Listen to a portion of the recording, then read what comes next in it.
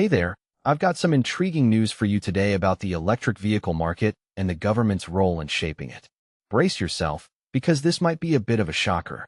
So, the word on the street is that the government is contemplating a major shift in their ZEV mandate targets.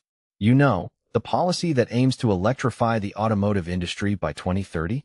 Well, it might be getting a significant downgrade. Imagine going from an ambitious 80% target to a mere 50%. That's right, a potential 50% reduction in the number of electric cars we were hoping to see on the roads by the end of this decade. This news first surfaced back in June, but it's gaining traction now with the new PM Andy Burnham at the helm. The Department for Transport is gearing up for a consultation, which could lead to some serious policy changes. But here's the thing. Is this a step forward or a step back? The government seems to be listening to car manufacturers who are finding the current mandate a bit too challenging. They argue that the demand for electric vehicles hasn't lived up to expectations, and they might have a point. Despite incentives and grants, electric car sales are still lagging, especially among private retail buyers. It's like people are hesitant to make the switch, and who can blame them with concerns over charging costs and the reliability of public chargers? Now, this is where it gets interesting.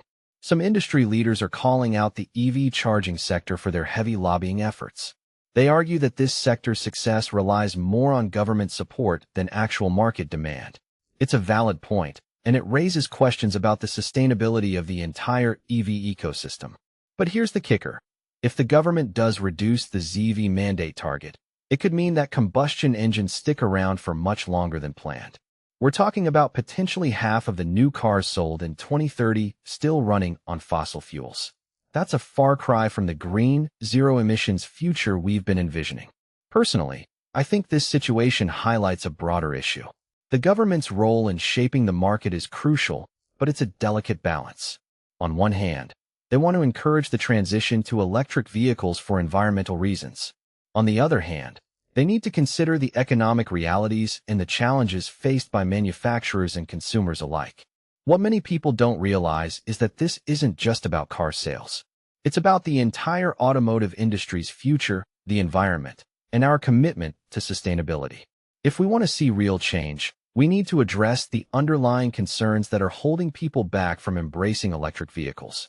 It's not just about setting targets. It's about creating an ecosystem that makes electric cars the obvious choice for everyone. So what does this all mean? Well, it's a complex issue, and there's no easy answer. But one thing's for sure, the road to an all-electric future might be a bit bumpier than we thought. Stay tuned, as we'll be keeping a close eye on how this consultation unfolds and what it means for the future of electric mobility.